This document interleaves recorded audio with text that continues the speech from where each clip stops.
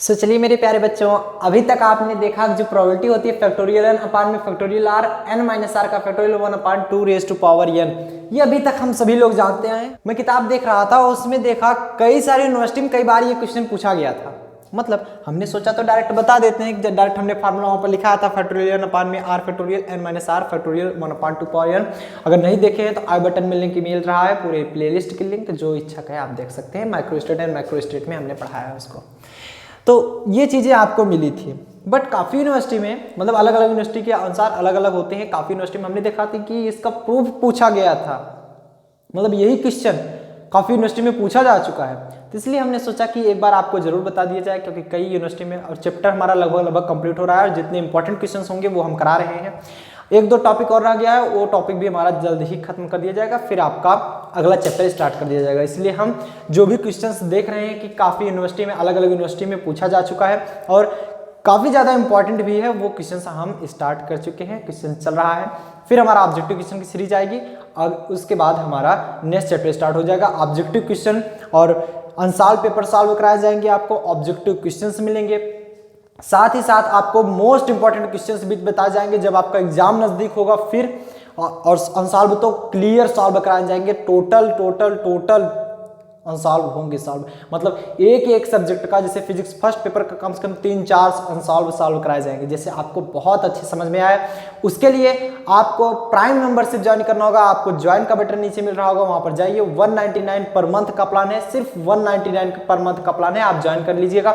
आपको objective question series मिलेगी, total most important question कराए जाएंगे, साथ साथ टोटल अनसॉल्व सॉल्व कराए जाएंगे। और उससे ये बेनिफिट होगा कि आप अगर जो भी क्वेश्चन पुटअप करते हैं, क्योंकि काफी ज्यादा बच्चे होने के कारण क्वेश्चंस जो आते हैं हम सभी का आंसर नहीं दे पाते, इसलिए आप अगर क्वेश्चंस पुटअप करेंगे तो आपके क्वेश्चंस हाईलाइट हो जाते हैं और आपके क्वेश्चंस को आराम से बताया जा सकता है। सो चलिए स्टार्ट करते हैं आज का क्वेश्चन। आज का क्वेश्चन क्या है कि explain probability and prove that.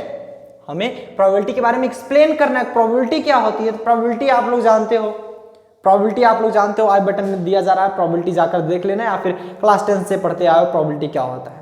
Chances, जैसे आप सिक्का उछाल रहे हो तो ये सिक्का गिर रहा है तो उसे हेड आने की संभावना क्या है, टेल आने की संभावना क्या है, वो चांसेस, वही है प्रोबेबिलिटी। तो वो उसके बारे में एक्सप्लेन करना है। हम यहाँ पर प्रूव करेंगे, prove that when n similar coins are tossed simultaneously.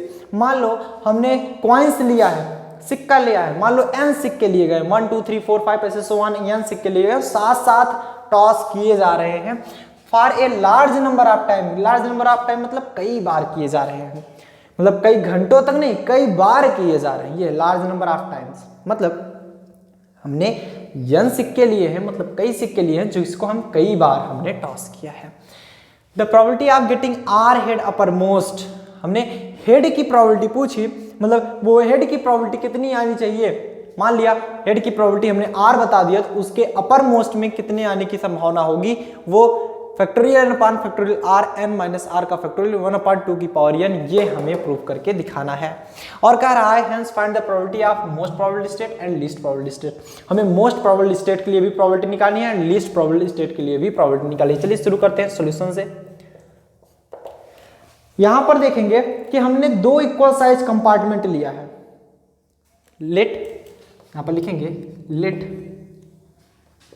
To equal size compartment, equal size compartment in which, जिसमें n पार्टिकल्स, n पार्टिकल, वो आपको स्मॉल n दिया गया, स्मॉल n मानो, कैपिटल n दिया गया तो कैपिटल n मान लेते। आपको जो भी दिया गया हो, एक स्मॉल n सिमिलर कॉइन्स दिया है तो स्मॉल n मान लीजिए, small n coins in which small n coins are distribute without any restriction मतलब रुकावट होता है, any restriction किसी भी रुकावट की, freely restriction either of two compartment या either of both compartment,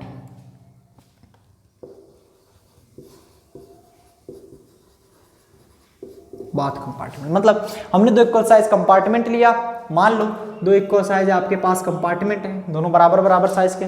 अब इसमें n डिस्टिंग्विशेबल कौन से डालेंगे, n डिस्टिंग्विशेबल और हाँ, नोट्स पाने हो तो टेलीग्राम पर चले जाइए, @union class सर्च करेंगे, नोट्स आपको मिल जाएंगे वहां पर। तो एंड डिस्टिंग्विशेबल कॉइन्स, मतलब जिसे हम डिस्टिंग्विश कर सकते हैं, हम देख सकते हैं कॉइन्स को। ऐसा नहीं है कि हम बिना देखे कॉइन्स को करेंगे, सभी कॉइन्स तो हमारे वैसे ही होते हैं, थोड़ा बहुत अंतर होता है, तो हम देख के उसको करेंगे, मतलब देखते रहेंगे। ऐसा नहीं है कि हम अपनी आंखों पर पट्टी बांधे रहेंगे, ऐसा नहीं है। तो and distinguishable coins are distribute without any restriction अगर आप बोथ कंपार्टमेंट, इन दोनों कंपार्टमेंट में। ठीक, क्लियर हुआ। तो हम जानते हैं द पॉसिबल माइक्रोस्टेट जो होता है, since we know that the possible microstate, possible microstate क्या होता है, n+1। अब ये मैं क्यों बोल रहा हूं, अगर हमने यहाँ पर 2 पार्टिकल्स लिया था जब n = 2, तो इसे किस प्रकार हम बिना देखे डिस्ट्रीब्यूट कर पा रहे थे। एक तो हम दोनों पार्टिकल इसमें डाल देते थे, एक में इसमें कुछ नहीं, आइदर ऑफ एक इसमें, फिर लास्ट में इसमें कुछ नहीं, इसमें 2, ऐसे भरते थे। ये नंबर ऑफ माइक्रोस्टेट हुआ करता था। जो शुरुआत से लेक्चर देख रहे हो उन्हीं को समझ में आएगा, अदरवाइज नहीं जानने वाला। इसलिए पहला वीडियो जरूर देखना चाहिए और शुरुआत से एक तरफ से बने रहिए। और फिर अगर हम n = 1 ले रहे हैं तब क्या करते हैं, या तो हम इसमें कुछ ना डालें इसमें डाल दें, या तो हो सकता है इसमें डाल दें इसमें कुछ ना डालें। 2 प्रकार से हम इसको तोड़ सकते हैं। तो वैसे हम लिखेंगे फॉर फर्स्ट पार्टिकल, पहले पार्टिकल के लिए जो माइक्रोस्टेट होगा, माइक्रोस्टेट फर्स्ट पार्टिकल मतलब पार्टिकल संख्या 1, तो n की जगह 1 रखेंगे, 1+1 बराबर 2 आएगा। ऐसे फॉर सेकेंड पार्टिकल या सेकेंड कॉइन्स ले सकते हैं, कॉइन्स, सेकेंड कॉइन्स में भी देखेंगे। सेकेंड कॉइन्स मतलब ऐसे दूसरा कॉइन्स, वो भी तो है, तो संख्या उसकी तो एक ही है ना, 2 कॉइन्स नहीं ले रहे, सेकेंड कॉइन्स ले रहे, 2 कॉइन्स नहीं ले जा रहा है, सेकेंड कॉइन्स मतलब संख्या तो उसकी एक ही है, हालांकि वो दूसरा कॉइन्स है, एक के बाद दूसरा वाला कॉइन्स है एक ही संख्या में, तो वो भी क्या हो जाएगा, माइक्रोस्टेट। उसके लिए भी क्या होगा, माइक्रोस्टेट = इसके लिए भी 1+1 हो जाएगा, इसके लिए भी 2 आएगा, सो ऑन।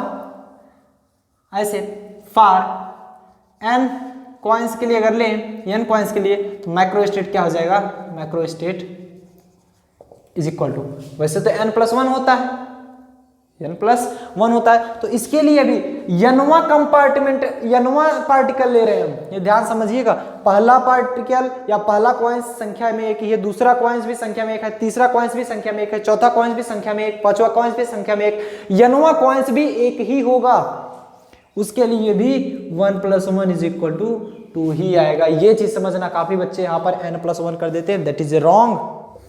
अब कितने वेज से सभी कॉइन्स उसमें n प्रकार के सिमिलर सभी कॉइन्स कितने प्रकार से उसमें जा सकते हैं, 2 कंपार्टमेंट लिखेंगे।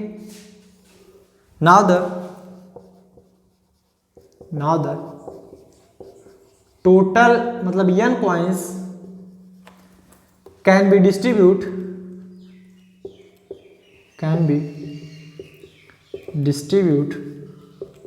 In both compartment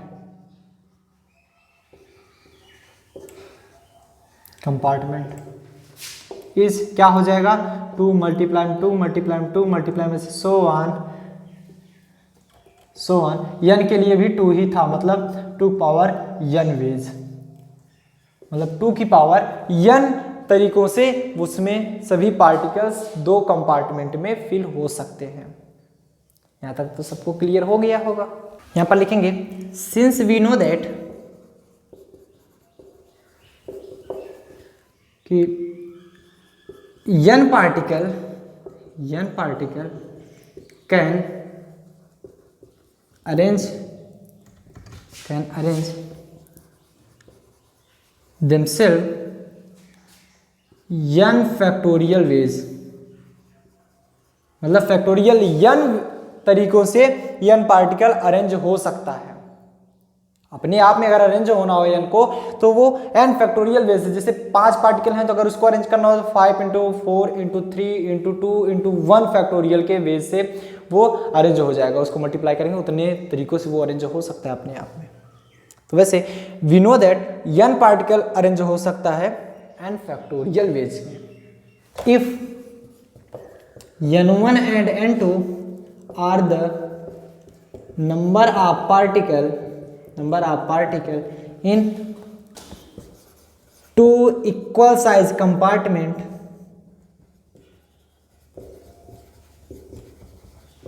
then the meaningful ways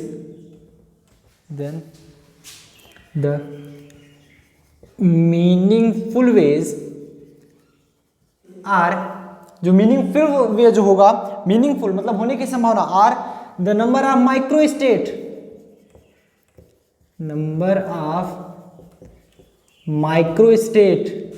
for macrostate n1, n2, n1 n2 के लिए जो मीनिंगफुल में मतलब आने की संभावना होगी वो उसके माइक्रोस्टेट के बराबर होगा। और माइक्रोस्टेट यहाँ पर क्या लिखेंगे, थर्मोडायनेमिक प्रोबेबिलिटी, लास्ट लेक्चर में देखे थे। जो आने की संभावना होगी वही तो हमारी थर्मोडायनेमिक प्रोबेबिलिटी होगी, वही तो हमारी थर्मोडायनेमिक, वहां पर देखे थे ना, फैक्टोरियल n अपान में कैपिटल में n1 factorial, n2 factorial, n3 factorial, n के फैक्टोरियल तक गया था। तो वो होगा आने की संभावना। और न होने की संभावना क्या होगी, इसी के लिए नंबर ऑफ मीनिंगलेस वेज, मतलब ना होने की संभावना जिसे बोलेंगे मीनिंगलेस वेज। ये क्या होता है, हम सभी जानते हैं कि कोई भी कॉइन्स है उसे टॉस किए जाए साथ साथ, उसी के होने की संभावना उसकी थर्मोडायनेमिक प्रोबेबिलिटी के बराबर होती है, मतलब मीनिंगफुल वेज। और उसके न होने की संभावना जो होती है वो n1 फैक्टोरियल और n2 फैक्टोरियल के बराबर होगा। n के फैक्टोरियल तक हो सकता है। हमने यहां पर मान लिया कि दो पार्टिकल्स हैं, दो कंपार्टमेंट है, इसमें मान लो n1 पार्टिकल, इसमें मान लो n2 particle, n1 coin, n2 coins. अब इसमें कितने प्रकार से अरेंज हैं उससे हमसे नहीं मतलब, इसमें n1 कॉइन्स आएंगे, इसमें हमने मान लिया n2 कॉइन्स आएंगे।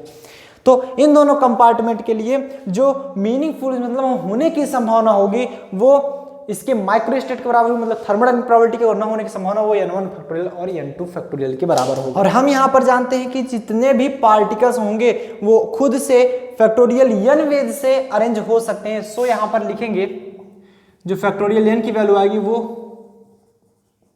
मीनिंगफुल वेज मल्टीप्लाई में मीनिंगलेस वेज बराबर होगा। मीनिंगफुल वेज क्या होगा, थर्मोडायनेमिक प्रोबेबिलिटी के बराबर होगा, थर्मोडायनेमिक प्रोबेबिलिटी मल्टीप्लाई में मीनिंगलेस वेज क्या होगा, n1 फैक्टोरियल, n2 फैक्टोरियल। तो इधर थर्मोडायनेमिक प्रोबेबिलिटी क्या लिखते हैं, ओमेगा किसके लिए, n1 n2 के लिए, मल्टीप्लाई में n1 फैक्टोरियल और n2 फैक्टोरियल। ये फैक्टोरियल n के लिए निकाला जा रहा है। अगर हम यहां से ओमेगा निकालें क्या हो जाएगा, ये इधर डिवाइड हो जाएगा, फैक्टोरियल n अपान में n1 का फैक्टोरियल इंटू में n2 का फैक्टोरियल हो सकता है। और इधर हम सभी जानते हैं जो n है वो n1 प्लस n2 के बराबर है, तो इसे हम चेंज भी करेंगे, एक बार n1 के टर्म में, एक बार n2 के टर्म में। तो जब हम n1 के टर्म में चेंज करेंगे तो यह हो जाएगा हमारा omega equal two factorial n अपान में n1 को अगर चेंज करें तो क्या हो जाएगा हमारा, क्योंकि हम जानते हैं n बराबर n1 प्लस n2, तो n1 की वैल्यू निकालें n माइनस n2 का फैक्टोरियल इंटू में n2 का फैक्टोरियल। ठीक, ये क्वेश्चन नंबर फर्स्ट। एंड अगर हम n1 के रिस्पेक्ट में चेंज करें क्या हो जाएगा, n फैक्टोरियल अपान में n1 फैक्टोरियल, n2 को चेंज करें तो n2 की वैल्यू निकालेंगे क्या हो जाएगा, n माइनस n1 का फैक्टोरियल। ये क्वेश्चन नंबर सेकंड, नोट कीजिए फटाफट से यहाँ तक। तो इसको अगर लिखना चाहें तो इसको लिख सकते हैं क्या, NCN1, क्वेश्चन नंबर फर्स्ट। अरे यही तो होता है NCN1 की वैल्यू कि फैक्टोरियल अपान में n1 का फैक्टोरियल, ये n1 है ध्यान देना, सॉरी n2 है ये, इसके लिख सकते हैं NCN2, यही तो होता है ना, फैक्टोरियल n अपान में n2 factorial n minus n2 factorial. इसे लिख सकते हैं NCN1, लिख सकते हैं क्वेश्चन नंबर 2। तो इसे लिख सकते हैं from equation number first and second. First and second से क्या लिखेंगे, जो ओमेगा होगा वो n1 का n2 के लिए वो इक्वल होगा NCN1 के, वो भी इक्वल होगा NCN2 के। ठीक, इसके बाद फार्मूला होता है जो प्रोबेबिलिटी होती है, probability equal to thermodynamic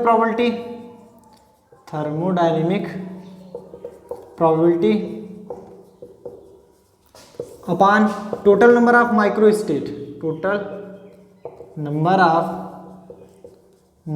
state for a given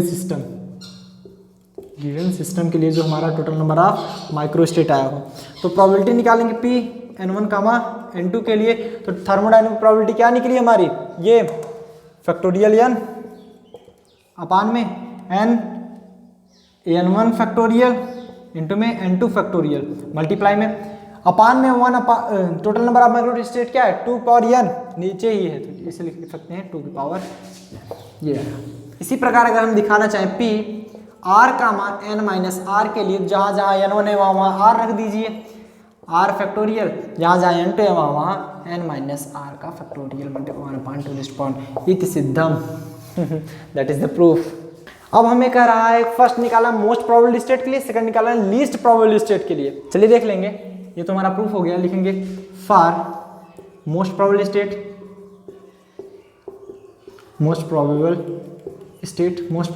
के लिए क्या होता है R = n/2। और ये चीजें हमने पिछली बार प्रूफ किया भी, आई बटन में लिंक मिल रहा है, आप जाकर देख सकते हो। पिछली बार हमने अभी जस्ट प्रूफ किया R = n/2 हमने अभी भी प्रूफ किया। तो ये मोस्ट प्रोबेबल स्टेट के लिए तो R की जगह n/2 रख दिए आप, P n/2 कामा में R की जगह n/2 रखना है। तो यहाँ पर स्मॉल n है तो आप स्मॉल n रख सकते हो, कैपिटल n होता तो कैपिटल n रख देते, ठीक।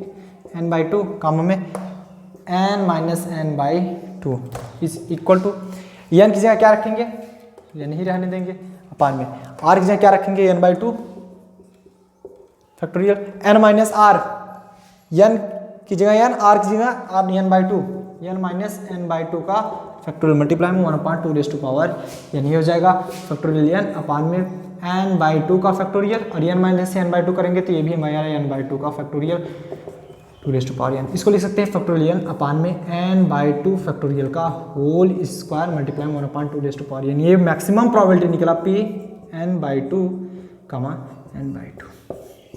मिनिमम प्रोबेबिलिटी के लिए निकालेंगे लीस्ट प्रोबेबल स्टेट, सेकंड के लिए हम निकाल रहे हैं फॉर लीस्ट मतलब कम से कम, लीस्ट प्रोबेबल स्टेट के लिए क्या होता है, दो ही कंडीशन होती है, या तो R = n रखो या तो R = 0 रखो, दो के लिए आता है। जब हम R = n रखेंगे, यहाँ से देखेंगे R = आप यहाँ पर n रखिए तो क्या हो जाएगा P R की जगह n रखिए n कमा R की जगह रखेंगे n माइनस n 0 हो जाएगा is equal two factorial n अपान में R की जगह 0 का फैक्टोरियल, R = n रख रहे हैं सॉरी, n का फैक्टोरियल और n माइनस n का फैक्टोरियल मल्टीप्लाई में 1/2 n हो जाएगा फैक्टोरियल n अपान में n का फैक्टोरियल, n माइनस n मतलब 0 का फैक्टोरियल, 0 फैक्टोरियल वैल्यू 1 तो ये हो जाएगा 1/2 n। ये आता है n से n कैंसिल, इसकी वैल्यू 1 हो जाएगी 1/2 n P n, 0। ठीक, मतलब आपको मोस्ट प्रोबेबल स्टेट के लिए R = n/2 आया था, जिसकी वैल्यू इतनी आई थी ना, और लीस्ट प्रोबेबल के लिए स्टेट का R = 0 रखो फिर भी वही आएगा, आप रख कर देख लीजिए। R = 0 रखेंगे क्या मिलेगी, इधर इसमें ही रखेंगे, R = 0 रखिए P 0 कामा R 0 रखेंगे ये हो जाएगा n, आया तो वही 0 कामा n निकाले, n कामा 0 निकाले। ये आपके सांत्वना के लिए हम निकाल रहे हैं, हालांकि कई बार हमने निकाला भी है इसको। 0 का फैक्टोरियल n की जगह n R 0 तो n माइनस 0 का factorial multiply 1/2 n factorial n 0 factorial value 1 n factorial 1/2 n, ये तो कैंसिल हो गया 1/2 n P 0 n। समझ में आया, नोट डाउन कर लीजिए, स्क्रीनशॉट लीजिए फटाफट। तो आज के लिए बस इतना ही, मिलते हैं नेक्स्ट वीडियो में इसी तरह और इंटरेस्टिंग वीडियो के साथ। टिल देन बढ़िया से पढ़ाई करें, ऑल द वेरी बेस्ट।